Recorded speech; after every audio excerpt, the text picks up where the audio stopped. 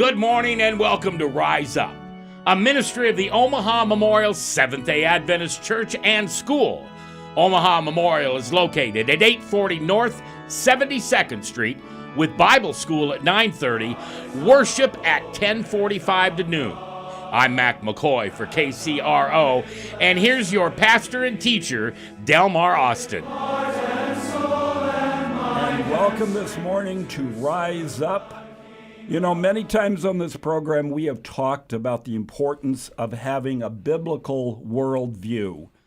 Don't be conformed to the thinking of the world, but be transformed by the Word of God. And we've talked about how important it is to study God's Word, to understand the principles of His kingdom.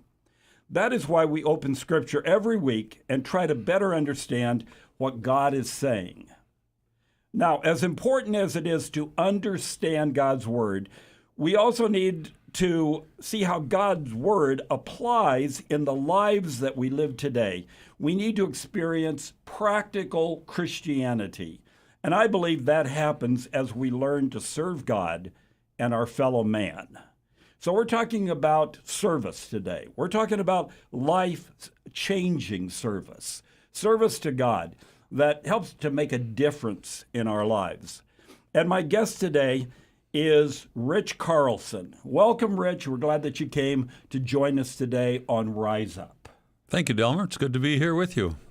Now, Rich, I could have introduced you as Dr. Carlson.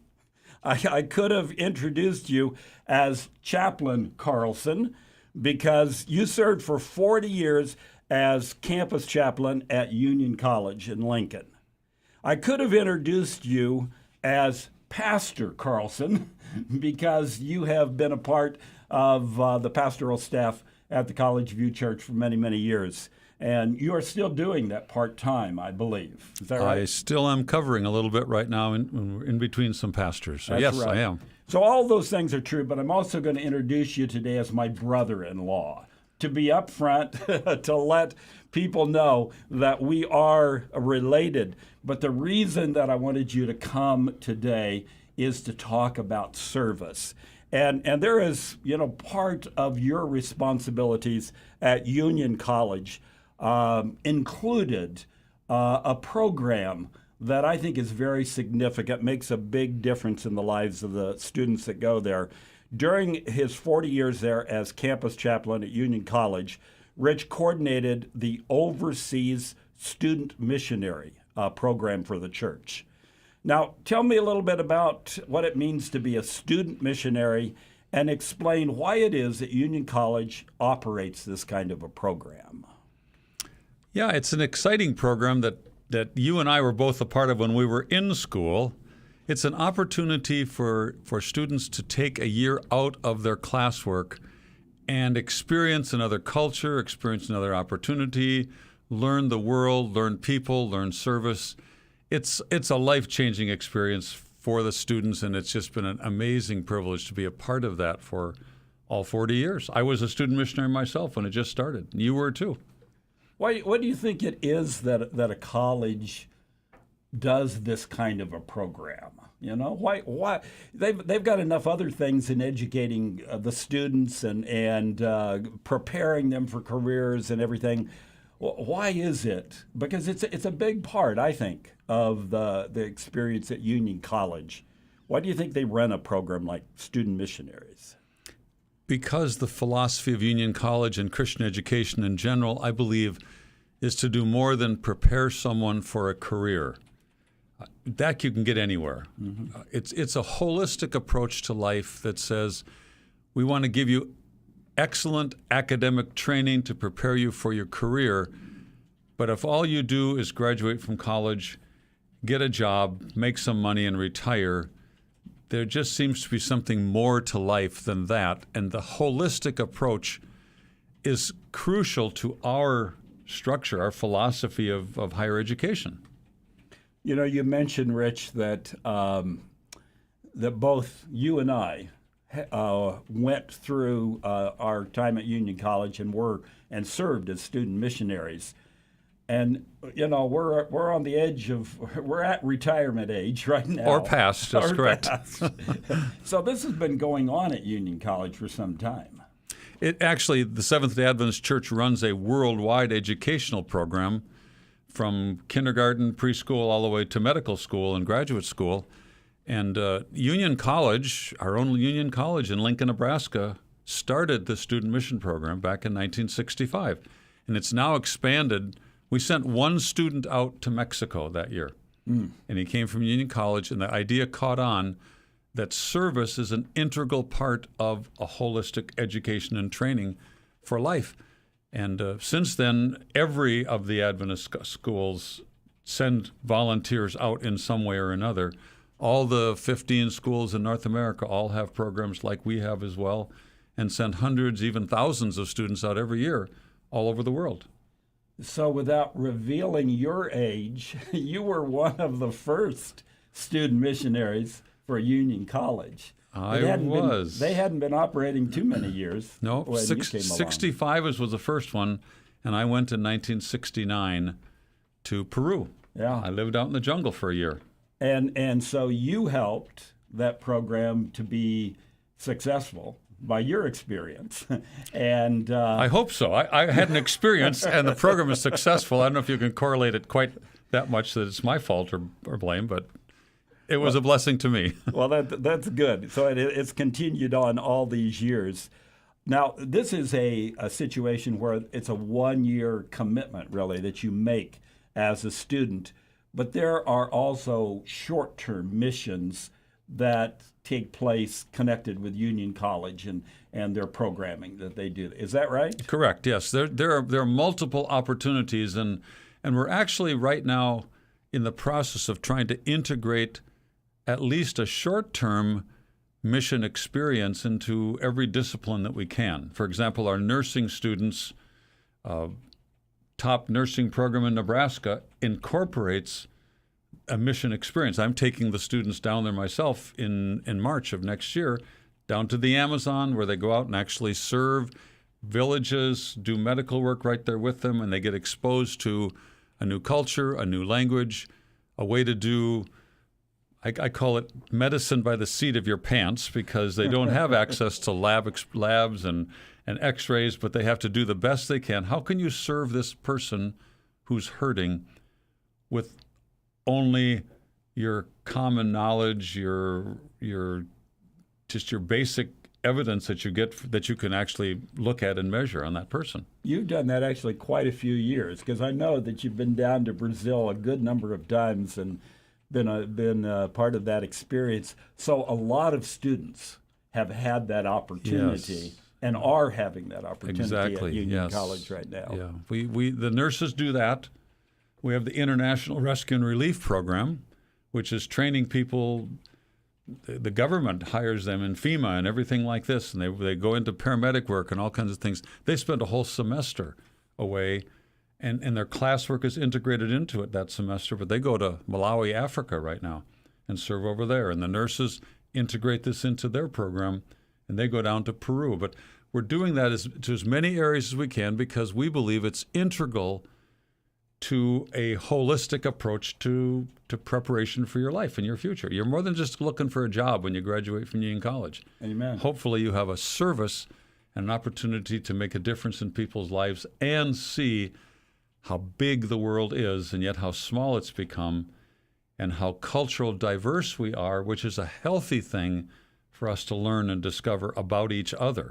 So, and it is experiencing, I'll get it out here, it is experiencing practical Christianity.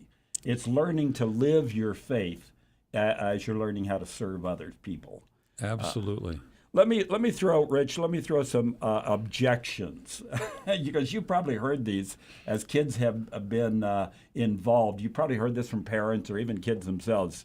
Isn't there a lot of danger in doing this with students, sending them to a different part of the world and expecting them to flourish? And the world is getting more and more unsafe, and there certainly are, I imagine, concerns that particularly parents have about the safety of their student. Is that true? Is that? I think almost every year we've had at least one parent say, "I'm not sure I'm comfortable with this experience for my child, my son or my daughter." In fact, the reality is most of them are excited for their kids. And I talked to the parents, I talked to the kids. We do a whole class in orientation and preparation for an intercultural experience. But as I tell them, it's not safe to walk on some streets at certain times in Lincoln or Omaha. You could get yourself in trouble.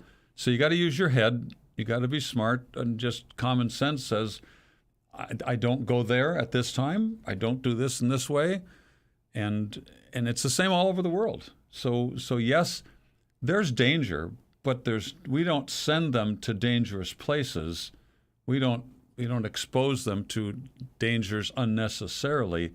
But yes, there are potential dangers there, but it's amazing just the mindset of a student, of a young adult says, I'm going in for adventure. I'm going to try and do this if I can. So, yeah.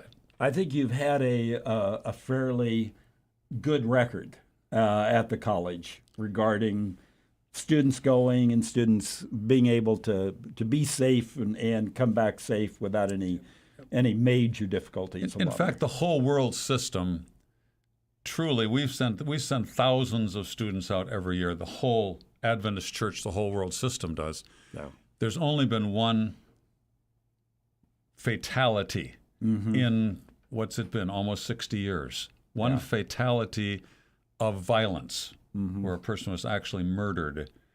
There's been a couple of accidents, car accidents, but that's to be expected, just in general. But overall, we've had an amazing track record of safety for our kids because we don't put them in dangerous situations intentionally. But the world is potentially dangerous if you're not. It's a dangerous world. It is out if there. You're not careful, We're going to come back to our discussion today about life-changing service in the student missionary program at Union College. We'll be talking some more about this, so come back, join us for Rise Up, and we'll continue this discussion. Welcome back to Rise Up, a ministry of the Omaha Memorial Seventh-day Adventist Church and School. Omaha Memorial is located at 840 North 72nd, with Bible school 9:30 to 10:30 every Saturday Sabbath, and worship beginning at 10:45 till noon. I'm Mac McKoy for KCRO. Here is our teacher and pastor, Delmar Austin. And welcome back this morning to Rise Up. We're really glad that you've joined us this morning. We're talking, I believe, about a very important topic about service, serving God and serving mankind in this world. And one of the ways in which this is happening is through an overseas student missionary program at Union College. And my guest this morning is Rich Carlson. Rich was campus chaplain for 40 years at Union College there in Lincoln. And so he was coordinating that overseas student missionary program the whole time, and has had a lot of experience in working with kids that are doing this. We were also talking about some concerns that maybe some people would have. Let me throw another objection. Isn't something like this just too expensive? Isn't it too expensive for the school and for the student? How is it that Union College has felt this is important and they have that somehow this has been paid for to make it possible for students to go and serve? I think the whole system, whether that's internally in our college or externally in our church worldwide, anything worth having is worth investing in, and anything worth investing in is going to have its challenges in incorporating and making it work together. Yes. But our students raise the money themselves. Churches sponsor students to go. I was sponsored. I went to my home church and I said, I have a chance to be a student missionary in the jungles of Peru. And back then, we didn't reveal years, but it was a long time ago, like more than 50 years ago. Right. It cost $535 to go be a student missionary. Wow. And I went to my church and I said, I have a chance to do this. And one of the pastors stood up and said, Richard, one of our people has a chance to be a student missionary and we need to support him. And he passed an offering plate through the church just spontaneously. And they counted it, and it was $535. Amazing. Not one check, but, ones Yes. and fives, $535. Wow. And I felt, and they felt, this is a calling from the Lord. Yes. This is not just a whimsical, exciting adventure that I want to go on. It was all of that, too. But it was such an indication. And as you say, we've been doing this for 40 years. I've been a part of it for 40 years at Union College. And just to watch the students write letters or contact family or say, Grandma and Grandpa, instead of Christmas gifts this year, would you be willing to help me go to wherever in the world? Because we send them everywhere, just about in the whole world. And they get a check back for $500 from a church member that they know is on Social Security. How can they afford this? And I say, apparently they feel like you're worth the investment. So it's miraculous to watch the money come in. The college actually does not pay anything for this. That we run the program, but as far as the students who go, they have to raise the whole amount of money for them to go. And then we coordinate and do tickets and get all visas and everything like that. We do the logistical part of it, but they raise the money because they need to make a commitment to the investment as well. So there are people that are out there that know about student missions or are learning about student missions, and they think this is a great investment. There are a lot of people out there who believe not only in student missions, but in visions. Mm-hmm. If they see a vision that's worthwhile, people are still willing to invest in positive visions that we cast. So, yeah, I don't think I've ever, maybe once, a student that really wanted to go didn't raise the money. Mm-hmm. And that's a long time to have that kind of a record. But it isn't me that did it. It's them, their contacts, and people's commitment to say, I want to make a difference, and maybe I can't go now, but I know Bobby or Billy or whoever, or Mary that wants to go do this, and I'll invest in them. Because it is an investment in the future of Christianity, the future of the church, the presentation of the gospel. It's all those things that we believe in as Christians. This is a hands-on, visible, tangible way to say, I'll invest in the person that I know that can go make a difference. I think it's pretty clear, it's pretty providential that it happens, and that it happens year after year after year, and that the money comes in and students are able to go. I always tell my administration at Union College, I used to say, I promise I'll never go into the red in this budget, but I'm going to invest everything we have in these students, and there are years when I would come after all the bills are paid and all the student missionaries are out there. We're dealing with like $100,000 of investments, and I come to the end and I balance it out, and there's $10 left and I said, we succeeded again. So it's not a savings program. This is an investment program. Amen. This is investment in the lives of these young people and in the lives of the world that we're presenting the gospel to. Are there any academic concerns? When a student goes away and he spends a year out of school, is it hard to get those students back into an academic program so they can finish and the projected sort of plan of finishing their degree? Does that ever happen? Oh, yes, because they're all human beings. There are people who are so focused, they say, I'm going to start, and 4 years from now, I'm going to be done. End of story. This is just how it's going to work. Yeah. I'll do whatever it takes.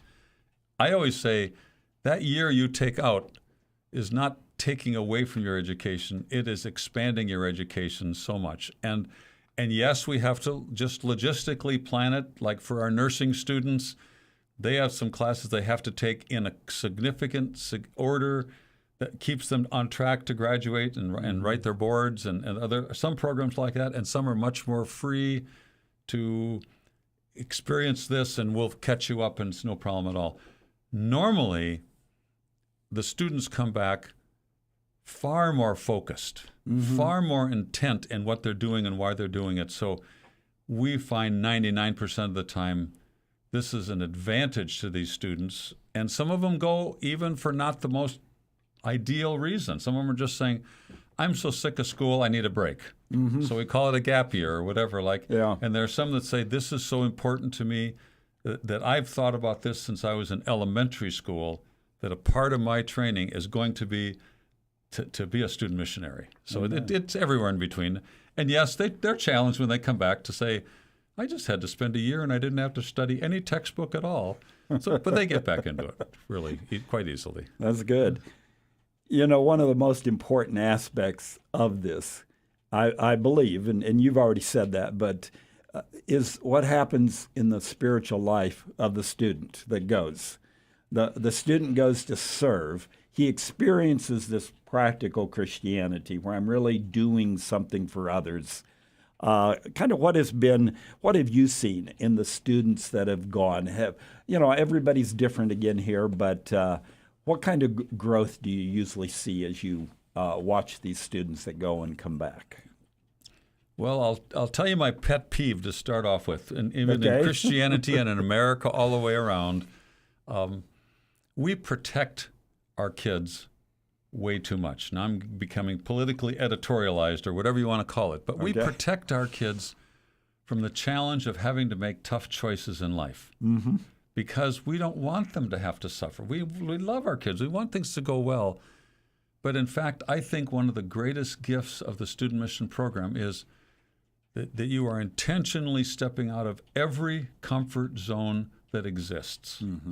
You don't have your language, you don't have your friends, you don't have your family, you don't have your car, you don't have your computer, although that's expanding a lot. They all have that anymore. But you just, every comfort zone that you had, where you had help and support to help you make decisions and not fall, most of the lessons learned from being a student missionary come the hard way. I think of James 1 where it says, count it all joy when you meet various trials, because that's when you get a chance to grow. And the kids who come back from being student missionaries, you'd think they would tell you all the glowing, fun stories, but they come back and say, I was really challenged.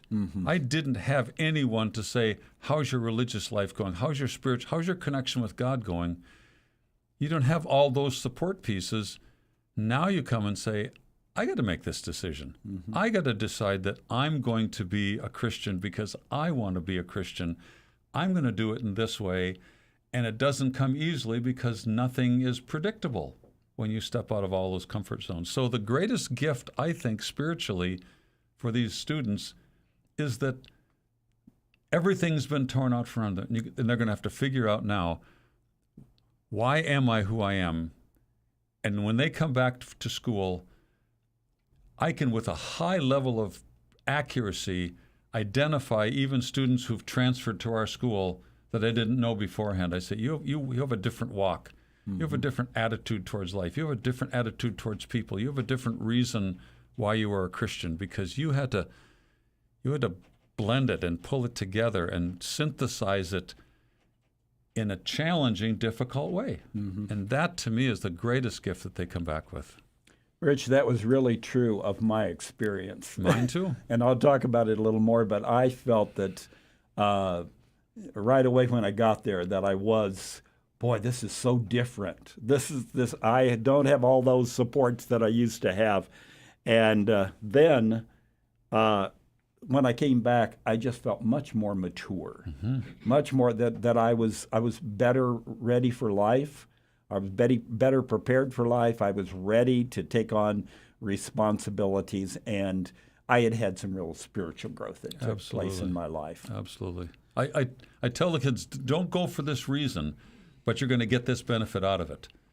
You put on your resume, I served as a volunteer for 1 year in Hong Kong or Malawi or Peru or whatever, and then your employer says, so tell me about that. And when you explain what you did for that year while you were gone, I can name a dozen people right off the top of my head who can say, I got my job. And the difference was they saw that on my resume. You're a different person. You have experienced the world. You've experienced cultures. You've experienced hardship. You have grown through that. I can see the difference it makes in your life. And I'm hiring you because of that, not you lose out because you took too long, one extra year to get through college. Right, you know? right. It's not a detraction. Not a bit. We're going to have to pause again for another break, but we are going to come back and continue our discussion today about life-changing service. So join us again. Welcome back to Rise Up, a ministry of the Omaha Memorial Seventh-day Adventist Church and School. I'm Mac McKoy. Now, here's our pastor and teacher, Delmar Austin.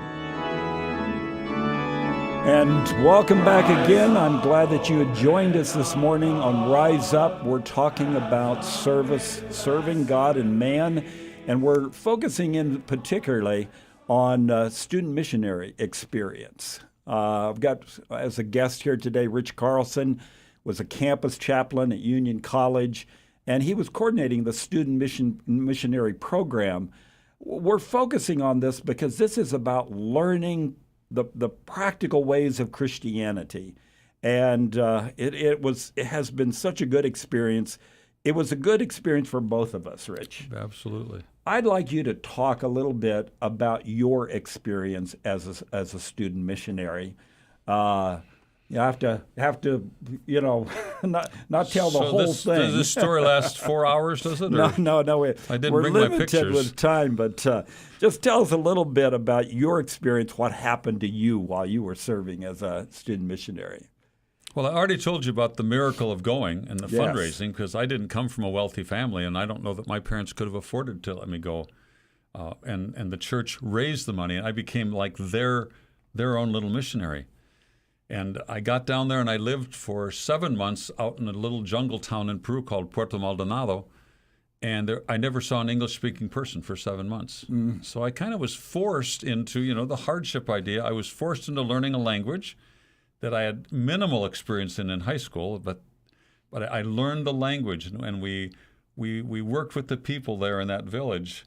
And it was just, to me, to realize that I had value. A young adult sometimes is kind of in that transition time where just do your job or go to school, and later on you'll have value. I realized that I had value to those people.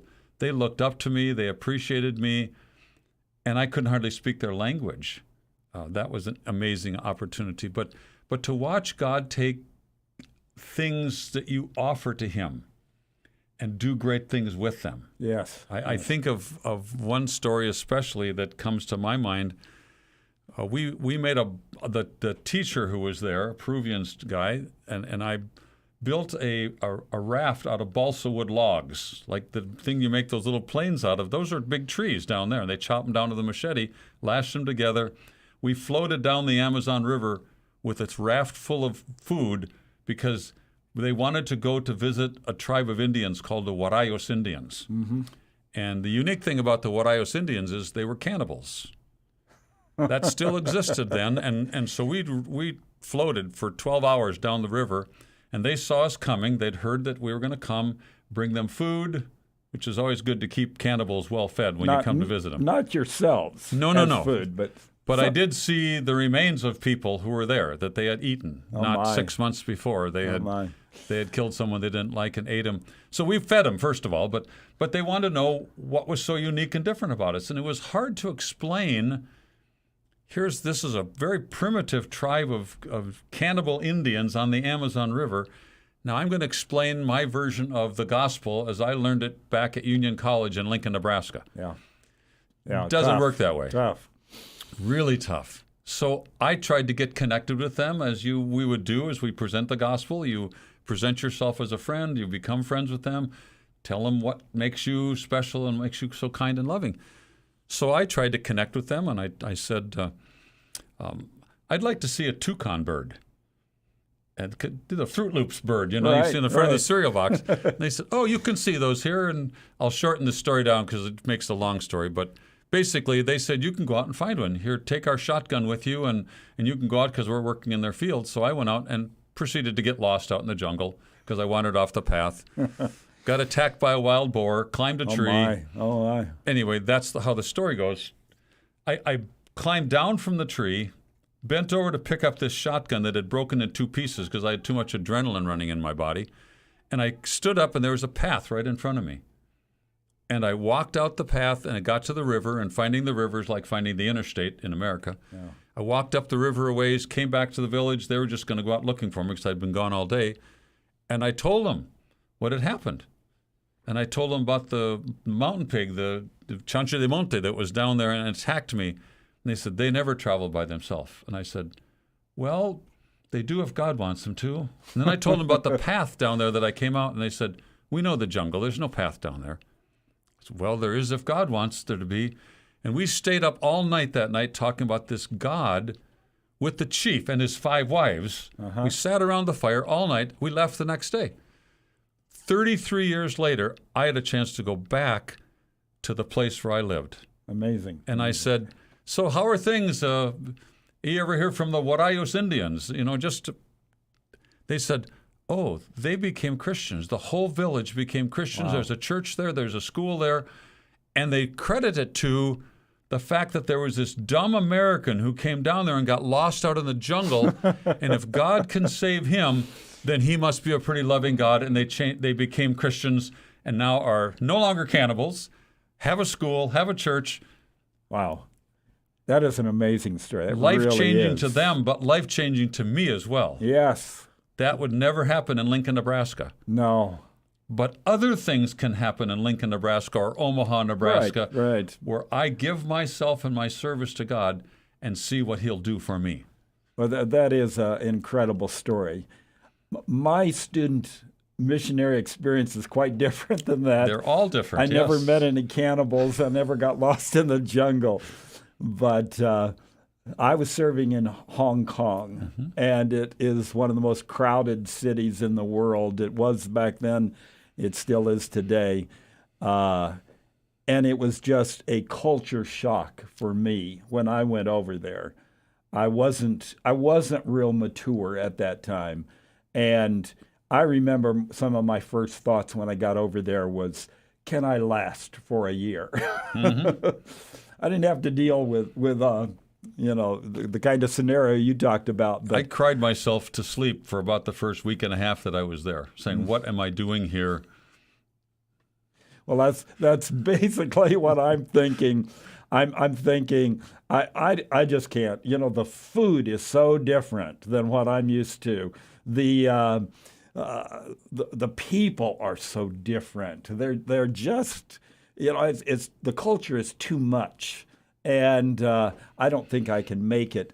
And I had that attitude, which was kind of a bad attitude, probably for about 2 or 3 weeks at least.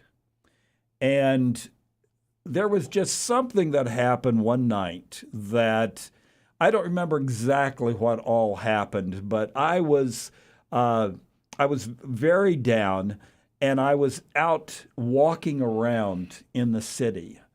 And just seeing, one of the things about Hong Kong, every time I went out, I saw something new, something I'd never seen before. And I'm going around and I'm walking from place to place, and it just suddenly hits. And I realize what an opportunity this is.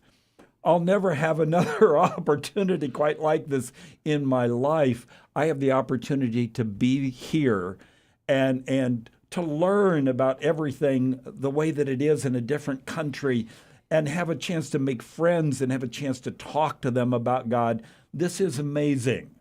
And I got to get over my attitude. but it was God that was really doing it. God was changing my attitude and giving me a very positive experience. And after that, not everything was perfect after that, but it was just very positive. I realized that every day was a gift. Every day was very special, and I tried to fill it as much as possible. And I got a lot of opportunities to serve God by either doing Bible studies with others or actually speaking at some of the churches that were located there. And that made a huge difference in my life spiritually. To start doing those things. See, you just proved my point, though, Delmar, what I was saying earlier, because you were torn out from all your security back here at home. You were thrust into an environment that made you very uncomfortable and questioning and doubting. And in that pain, through all that time, you said, wait a minute, I'm the one who needs to grow. Yeah. And you ended up coming back probably more blessed and more grown than anyone that you worked with or served when you were over in Hong Kong. Yeah. Because cannibals need Christianity, and so does corporate Hong Kong so need do urban people. Absolutely. And it's the same thing, and we learned those lessons. Yeah. Well, it was an amazing experience, and I will credit you with the impact that you had, because when we were young and you were telling me about your experiences, that even made me want to go more and to have this opportunity and to do that sort of thing. Well, I want to try to relate this. I want to connect it to what Scripture is saying. We do that every week on Rise Up. And as I thought about this, I thought, were there student missionaries back in Bible times? They probably didn't know it and didn't call it that, but the Bible's full of stories to me of people who did exactly the same thing. Whether you go even to Abraham. Yes. In Genesis 12. God said, Abraham, I want you to go to another land. Didn't even tell him where it was. I just want you to go, and I'll be with you. And one of the key verses in the Bible that drives me, it's like my mantra that I wear all the time. He said, I'm going to bless you so you can be a blessing. Mm-hmm. And now I want you to leave. I'm not even going to tell you where you're going. He ended up in Canaan, in the promised land. And all that story goes on. I want you to leave. I want you to leave your mother and father. I want you to leave your home. And I want you to go. And I'll be with you. And I'll bless you so you can be a blessing. And that, to me, describes that's all we are as Christians. We are blessed so we can be a blessing. And it was faith. It was amazing faith that Abraham responds. Faith is a gift from God.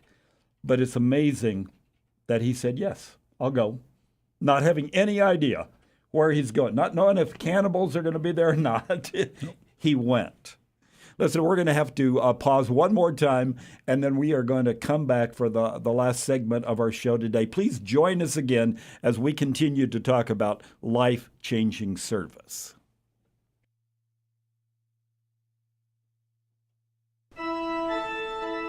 Welcome back to Rise Up, a ministry of the Omaha Memorial Seventh-day Adventist Church and School. Omaha Memorial is located at 840 North 72nd with Bible school from 9:30 to 10:30. That's every Saturday and Sabbath, and worship beginning at 10:45. You still have time to join us for our worship service today. I'm Mac McKoy. Here is our pastor and teacher, Delmar Austin. And thanks again for joining us this morning on Rise Up.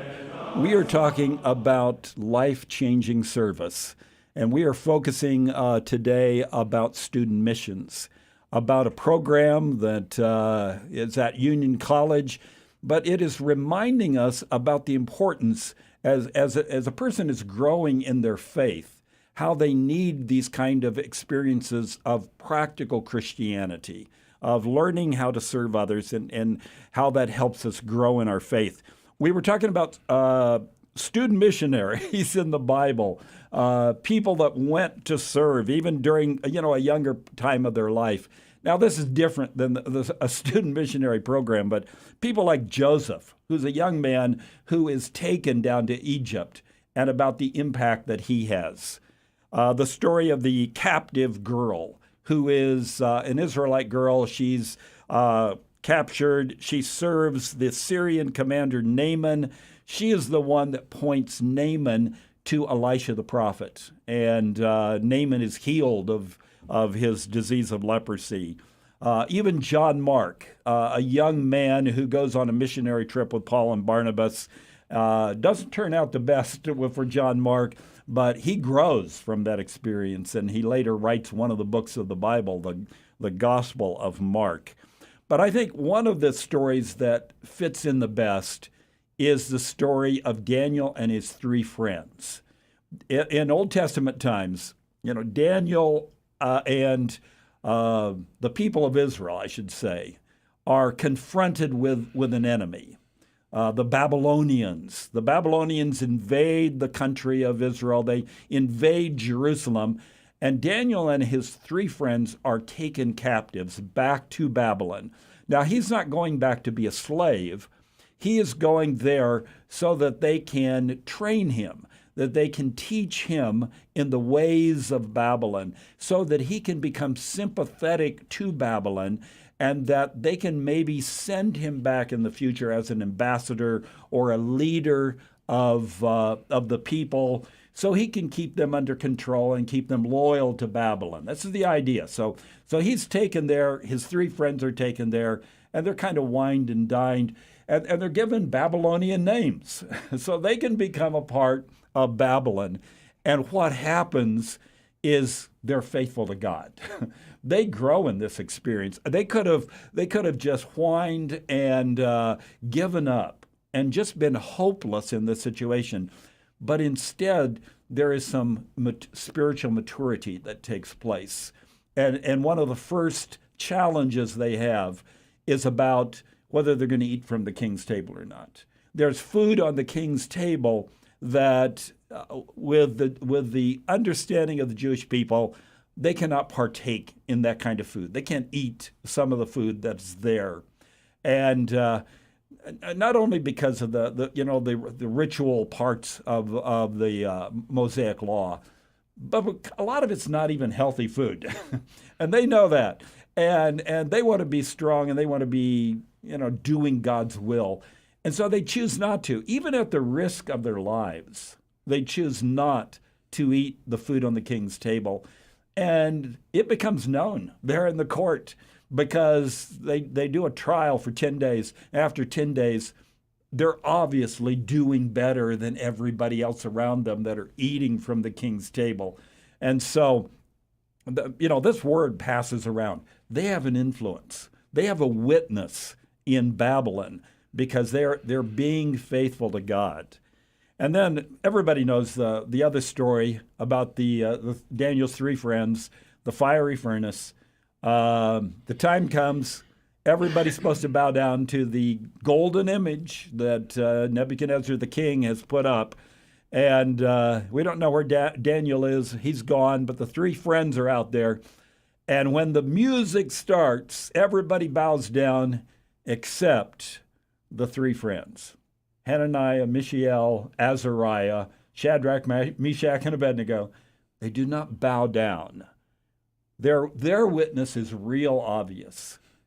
And instead of them just conforming to the thinking and the actions of the world around them, they are helping to transform the world by their witness.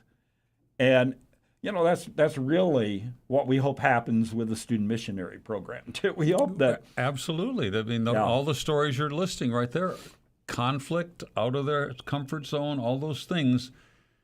What are you made of? When you get out of your comfort zone, you determine what's really down deep in your gut that says, this is who I am.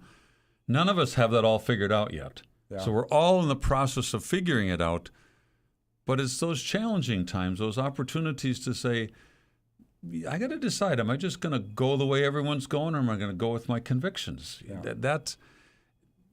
The Bible's full of those kind of stories because it's a journey for all of us, that they struggled, but God blessed when they were faithful in different ways. Sometimes it's preaching, sometimes it's bowing down or not bowing down, sometimes it's just a cup of cold water.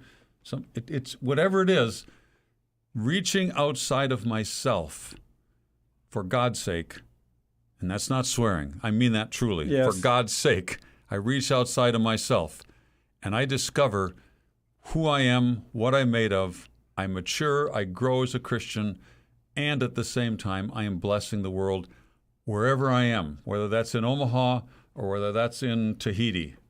It doesn't make any difference where we are. What makes the difference is who we are. And out of your comfort zone, challenged, helps you determine what that is. I see those student missionaries come back to campus.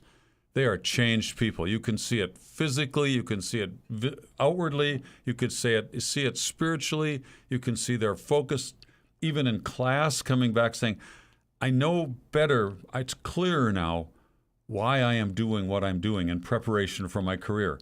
It's not just a job I'm looking for. It's a lifestyle. It's a calling that God places on my life. Maybe I'm called to be a banker. Maybe I'm called to be a teacher. Maybe I'm called to run heavy machinery. But I'm still called, with whatever it is, to serve God. Yeah. What's so amazing to me about the story of Daniel and his three friends is that they are so young. They are late teenagers, maybe into their early 20s. That's college age. That's student missionary age. And that's when they are standing up for God. And it's almost like God needs them to be the ones that are doing this. I want to read a text that I know you're familiar with. It's 1 Timothy chapter 4, verse 12, where the Apostle Paul says, "Let no one despise your youth, but be an example to the believers in word, in conduct, in love, in spirit, in faith, in purity." We've been talking a lot about, what it does, and it makes a big difference. It made a difference in my life about this experience of going and being involved in practical ways. But, I think what Paul is saying here, too, is that don't let anybody despise your youth, because God needs that. God needs your youth. There are some tasks that God needs a young person to do in order to accomplish what his purposes are. So, God uses that time in our life, and he uses it in a big way. I know that this was your philosophy as Absolutely. Campus chaplain. Tell me a little bit about what you did to involve the young people there, or the students there at Union. Well, first of all, I'm going to tell you my pet peeve from a pastor, okay? Okay. When they stand up and say, "The youth are the future of our church." And I just cringe when I hear that. I say, no, they're not. They are our church right now. They have more energy. They have more creativity. They have more excitement towards life. When you get as old as you and me, Delmar, then you start slowing down and you don't have quite the same level of keep it going. They have all of that, and they're open. Yes. To say, wow, I can grow, I can change. Sometimes I get so set in my ways as an old guy that what's most comfortable? Mm-hmm. And they say, what's least comfortable? Whether that's for the adventure of it, or the excitement of it, or just the curiosity of their own mind. I used to tell my students, my famous line was, if it's not immoral, illegal, or unethical, try it. And old people are going to say, well, I don't know if it's safe or not. And a young person is going to say, okay, why not? So they heard me say that many, many times. If it's not immoral, illegal, or unethical, well, then try it. And you might discover that God's got something for you like you can't even imagine. You mentioned Joseph. Yes. He didn't go to Egypt he went as a slave, traded as a slave by his brothers. I think he was crying as they were carrying him away. I would guess he would be. Yes. And he said, but you know what? Now I'm in Egypt. Yeah. I got to learn the language. I got to learn the culture. I got to learn all these things. And from that, they learned of his God. Yes. Daniel's the same way. Yep. Taken out of Jerusalem, taken to Babylon. I got to learn all these things. They're more teachable at that moment as a young person. Even John Mark, who went with Paul on this missionary journey, and basically failed. Yes. Failed enough to say, we don't want you with us anymore. But Mark didn't give up. Mm-hmm. And Mark comes back later and becomes an advocate for them and writes, as you said, writes the whole book of the Bible. Yes. There's something about a young person that we've got to realize that if we leave them to their own and protect them from all the challenges in life, they're going to come out still wondering what they're doing. Mm-hmm. Challenge them, believe in them, invest in them. That's what I did for my whole life. I said, I believe you young people are God's church. You have what it takes. And it's amazing what happens when they discover you believe in them and you're willing to invest in them. I was the most blessed person around by being able to send those student missionaries all over the world. Let me ask you, what do you think the connection was between you going and serving as a student missionary and then coming back as a chaplain at Union College? I mean, I think that would probably affect it. It was a huge asset because I could not say, go try this. I said, I did. want to see what it did to me? Yeah. It motivated me. It gave me the same passion. I'm still in love with it. I'm still doing it. I'm doing 2 or 3 of them next year already, and still taking the kids. I might be retired, but I'm still taking these students down, and I tell them the reason I'm taking you is I want to change your life. Your life is going to be more changed than the people you serve. When we go do those medical clinics, there's not a lot we can do for some of them, except relieve their current pain and touch their hand and let them know someone loves them. Yes. You may not be able to do anything to heal them, but you bless them. And when you're blessed and you bless others, you're the one who comes back even more blessed. So it's a life-changing experience that has driven me through my whole life, my whole career, to watch these kids. Their lives are changed when we believe in them enough to go out and say, go make a difference in someone's life. Now. Rich, there is something that takes place that I think is really cool at Union about the student missionary program. It's the hanging of the golden cords. and it's about remembering each person that's gone out. And, that meant a lot to me when I went through it. I still have my little bit of the cord. Yep. They cut off a little piece of it, and you get to hang on to that. That makes a difference, I think, in the long term, as far as those students that go out there and wherever they go, whatever career that they get into, then life is different for them. They're out there to serve. Absolutely. It changes their life, and that's the reason we do what we do. Yeah. We're running out of time here, so I want to give an invitation today. If you've never experienced Sabbath worship before, I want to give you an invitation to join us for worship at the Omaha Memorial Church. We meet every Saturday morning, 840 North 72nd Street. Our Sabbath school is at 9:30. Our worship service starts at 10:45. We are also on Facebook and YouTube, and you can follow us there. We do live streaming. But just come and experience some Sabbath worship. Step out of your comfort zone. That's right. And discover how you could be blessed. Huh? You would be greatly blessed by this. I want to thank you, Pastor Rich, for being with us. And join us next time for Rise Up.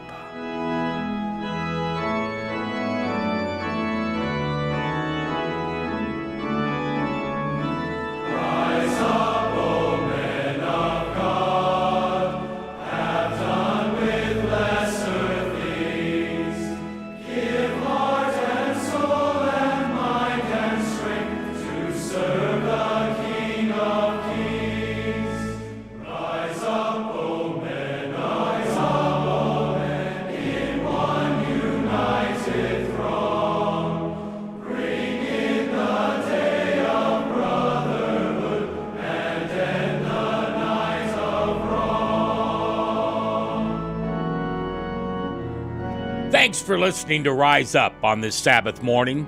For KCRO, I'm McKoy, and thanks for listening to Rise Up, a ministry of the Omaha Memorial Seventh-day Adventist Church and School.